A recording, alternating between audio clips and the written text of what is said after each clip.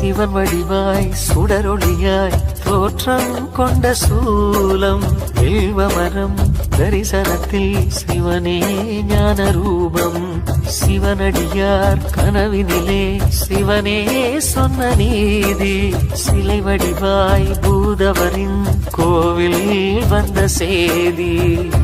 அம்பிகையின் அதிபதியாய் அன்பு நிறை அருளிதியாய் கோண்டாவில் கோவில் தரிசனம் கொடுத்திடும் ஈஸ்வரரே